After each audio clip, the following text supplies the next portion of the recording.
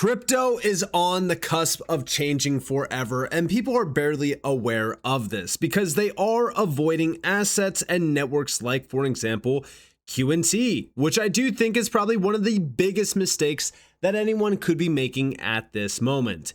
I'm going to be talking about why here in a moment, so let's actually just dive on in and let's talk about what's going on. So right off the rip, stablecoins, right? Stablecoins are going crazy. Tokenization is going crazy as well. But the problem here isn't the fact that stablecoins and, tokenization is going crazy, or maybe they're slowing down.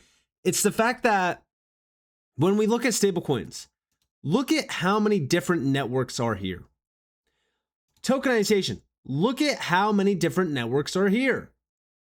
This isn't a bad thing. Like, we knew that it was going to be a multi-chain future anyways. But the issue is, well, we need secure interoperability that can not just connect all of these networks to one another, but can connect these networks to the networks that power traditional finance and everything around us. Which is why I keep saying that we need to focus on projects like what Quant is doing. Let's start off with going over here to Swift. That's right, we're talking about Swift Network, the network that dominates finance. They recently posted about interoperability. In fact, they stated, is everyone talking about the same thing when they say interoperability? It's a word we hear everywhere in conversations about tokenization, digital assets, instant payments, and blockchain-based infrastructure, but its meaning often shifts depending on who you ask. At Swift, interoperability is about more than connectivity. It's about delivering choice and convenience, safely and at scale. By reducing fragmentation and complexity across the financial system, we can help enable a more seamless global experience. And yeah, everyone has been talking about interoperability. If we go all the way back to even 2021, interoperability was a still main topic that, we really didn't have a lot of answers to it. Yes, we had Chainlink, and Chainlink is great as an Oracle provider, but it doesn't really solve the biggest problem that we have in finance, even around crypto adoption. We need to make sure that the old networks of the world can connect to the new ones. And what Quant has been building is providing a one-stop shop for that interconnectivity between every network in the space to the old networks of the world. We go over here to the DTCC. Obviously, we're only about what now? It's I think we're 11 days out, less than 2 weeks from the DTCC going live with their tokenization service. We have here, why is interoperability essential to unlocking digital asset adoption at scale? Interoperability is the cornerstone for digital asset adoption and scalability. This is from the Managing Director and Global Head of Digital Assets, Nadine Shakar.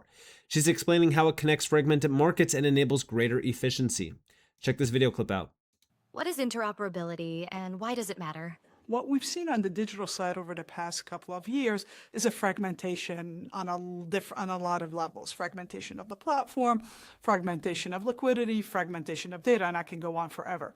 So interoperability is really the ability of being able to move things around seamlessly, give them the same value, look at them the same way. And unfortunately, right now, we're still far away from that. What we do have is interconnectivity. Interoperability is not just technology. We need to have standards. We need to have different things in place, and I'm pleased to say DTCC, working with our partners, first with the likes of Euroclear and Clearstream, where together we probably have 2/3 of the marketable assets. We're making a dent. Now, as more participants join us on this journey, we'll be able to open up that conversation. So yeah, every single big player from the DTCC to Swift, you name it, they are all looking at this in a interoperable way. How can we make sure that we have that interoperability in place so that all of this can connect to one another and we have that choice of, what network we want to utilize at this time or that time, especially whenever you're looking at payments or tokenization services or whatever the case may be, there's going to be completely different networks for every different use case.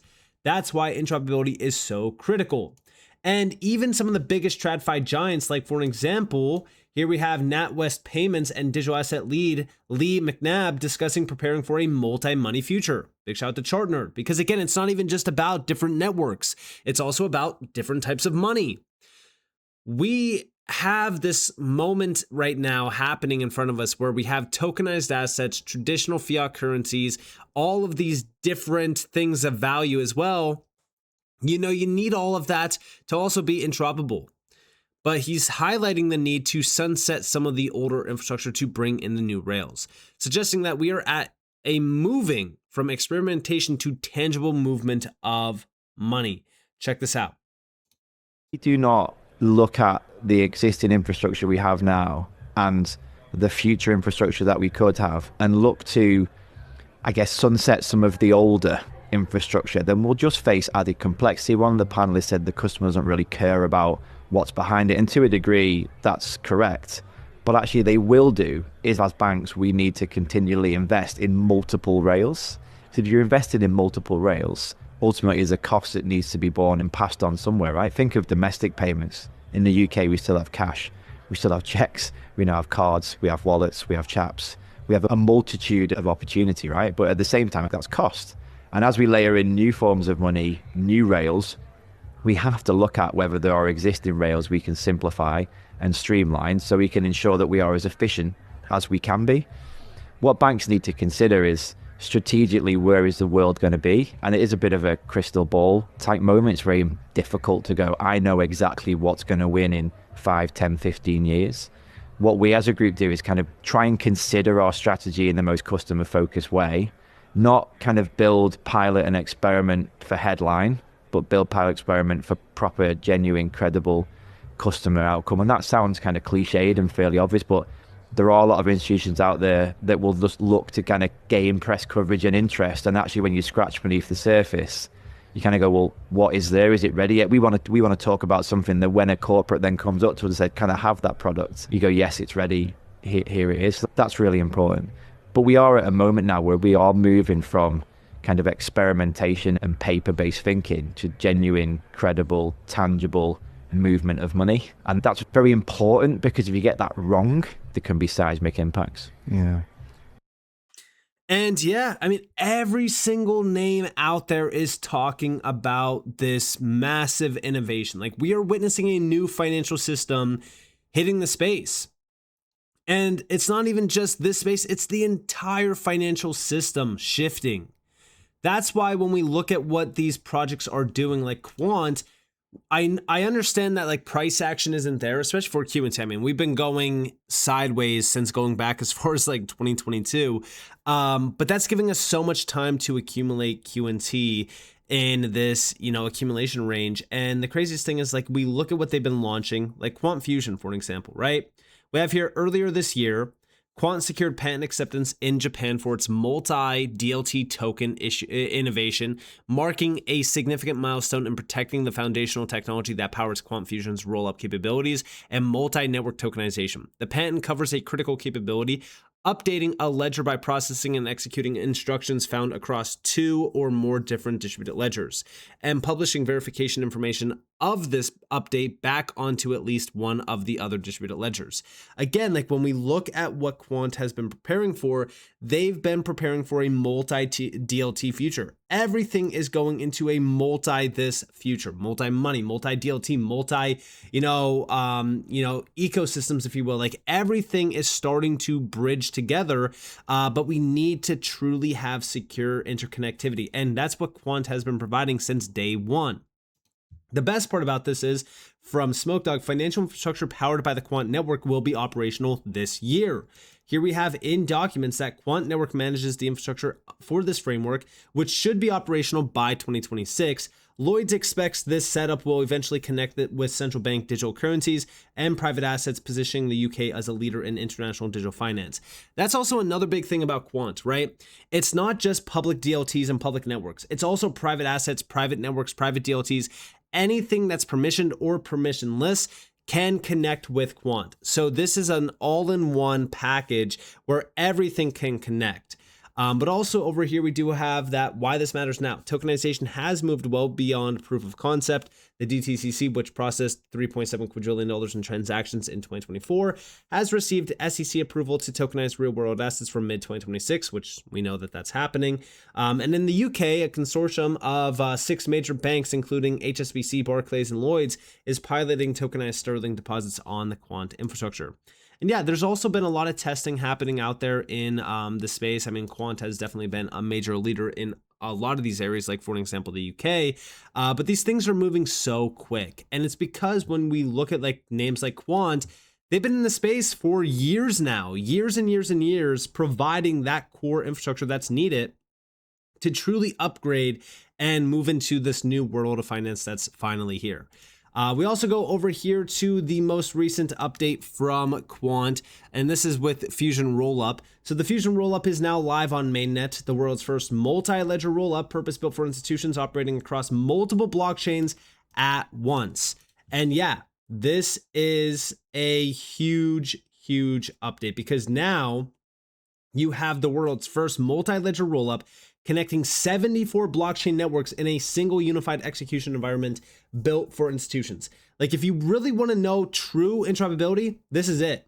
For years, institutions have had to bet on a single chain or wire together a patchwork of insecure bridges to work across many. Fusion ends that. For the first time, they can operate across every network that matters from one environment with the security, governance, and accountability the regulated world requires.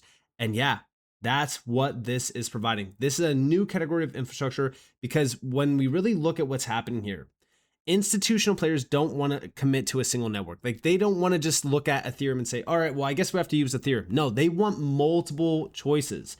That's what this is providing.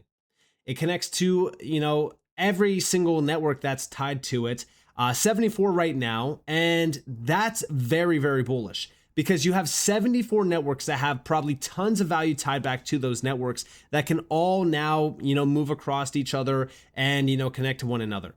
That's because at the core of this, you have Overledger and Fusion working together in a multi-chain, environment. This is extremely bullish. Like I stated many times over in the past on the main channel, I've talked about Quant for years.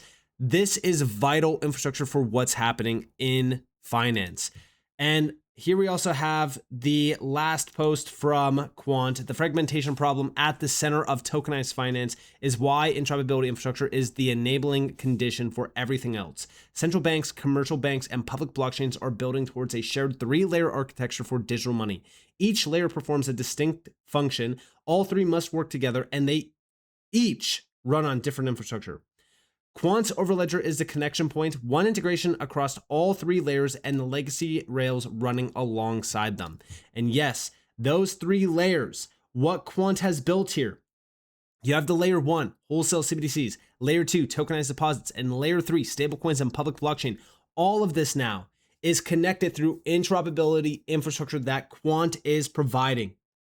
This is including legacy infrastructure.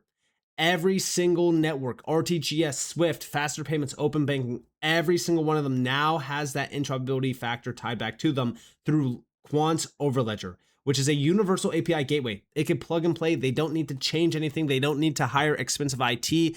It's all plug and play technology. This is why what Quant is building and what they have built is extremely powerful in the world that we are marching into, which is a 24/7, 365, fully digital, always on tokenized world. This is the new financial system. We are saying goodbye to those old infrastructure rails to new rails in the future. These new rails are built on blockchain, DLT. This is the new wave of finance, and it's already happening through tokenization and stablecoins. But you still need that critical key layer, which is the infrastructure layer, the interoperability infrastructure layer that Quant has specifically designed for this moment. So with that being said, I hope that you guys enjoyed this video. If you guys did, definitely like, subscribe, notifications on because more free content. You guys are more than follow us on X as well as join the free Discord down in the description below. And with that being said, guys, Nick, thanks for watching. Peace out, guys.